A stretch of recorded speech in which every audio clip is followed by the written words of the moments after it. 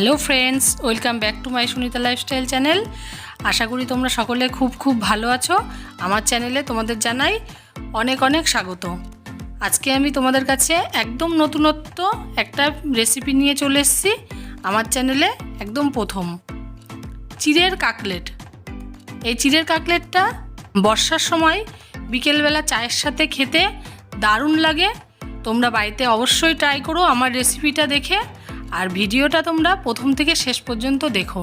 চলো তাহলে বানিয়ে নেওয়া যাক আজকের রেসিপিটা।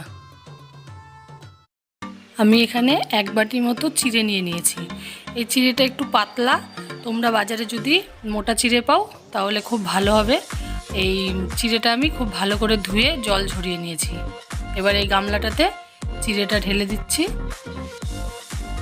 আর আমি এখানে দুটো আলু সেদ্ধ করে রেখেছিলাম, আলুটা চিড়ের মধ্যে দিয়ে দেব। আর যেহেতু এটা নিরামিষ আমি কাকলেট বানাচ্ছি, তার জন্য এখানে একটু আদা কুচিয়ে দিলাম, কটা কাঁচা লঙ্কা কুচিয়ে দিলাম, একটু ধনেপাতা কুচনো দিলাম, দেব সামান্য একটু হলুদের গুঁড়ো, স্বাদ মতো লবণ। এবার আমি এগুলোকে কিছু একসাথে খুব ভালো করে মেখে নেব। খুব ভালো করে চিড়েটা মাখানো হয়ে গেছে। এবার আমি একটা বাটিতে কর্নফ্লাওয়ার নিয়ে নেব 2 চামচ, আর 2 চামচ ময়দা নিয়ে নেব। তোমরা এখানে চালের গুঁড়ো ইউজ করতে পারো থাকলে। আর একটু দিয়ে দিলাম স্বাদ মতো লবণ, আর অল্প অল্প একটু করে জল দিয়ে আমি কর্নফ্লাওয়ারটা গুলিয়ে নেব। একদম পাতলাও করব না, আবার খুব বেশি মোটাও করব না। দেখো এরকম করে আমি কর্নফ্লাওয়ারটা গুলিয়ে নিলাম। এবার আমি হাতে একটু তেল মাখিয়ে নিয়েছি, আর এই চিড়ের কিমাটা আমি একটা এরকম শেপ করে নিলাম, দিয়ে কর্নফ্লাওয়ারে চুবিয়ে এখানে আমি নিয়েছি বিস্কুটের গুঁড়ো।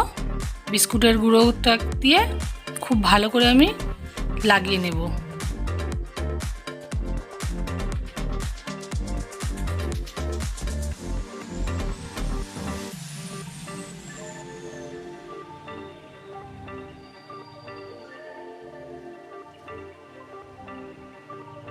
কড়াই বসিয়ে দিয়েছি, কড়াইটা খুব ভালো করে গরম করে নিয়ে এবার আমি এতে দেব সাদা তেল। তেলটা একটু বেশি লাগবে, কারণ কাটলেটগুলো আমি ডুবো তেলে ভাজবো। তেলটা গরম হওয়ার পর আমি ছেড়ে দিলাম কাটলেটগুলো। একসঙ্গে আমি সব ভাজবো না, আমি এখানে প্রথমে 4টে দিলাম। আমি আস্তে আস্তে উল্টিয়ে পাল্টিয়ে এইভাবে ভেজে নেব। গ্যাসের আঁচটা কিন্তু লো ফ্লেমে থাকবে, এটা আমি হাই ফ্লেমে দেব না। হাই ফ্লেমে দিলে পরে তেলটা পুড়ে যাবে, আর কাটলেটের গাটাও তাড়াতাড়ি লাল হয়ে যাবে, ভেতরটা কাঁচা থাকবে। তেলটা ঝরিয়ে আমি একটা একটা করে তুলে নিচ্ছি। আমার 3 থেকে 4 মিনিট লাগলো ভাজা হতে। দেখো একদম ভাজা হয়ে গেছে, আর খুব সুন্দর একটা কালার চলে এসছে। আমি এবার এগুলো তুলে নেব।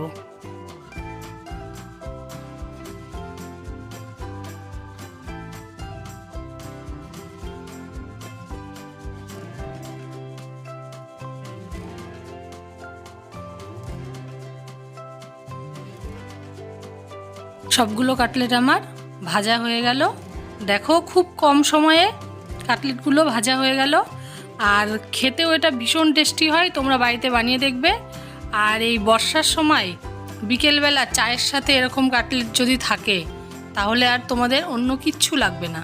অসাধারণ টেস্ট হয়। তোমরা একবার অবশ্যই বানিয়ে দেখবে বাড়িতে। ভালো লাগলে ভিডিওটাতে লাইক করবে, কমেন্ট করবে, শেয়ার করবে। আর আমার চ্যানেলকে যারা এখনও সাবস্ক্রাইব করোনি তারা অবশ্যই সাবস্ক্রাইব করে দিও। পাশে থাকা বেল আইকনটিতে ক্লিক করো আমার আরও নতুন নতুন ভিডিও দেখার জন্য।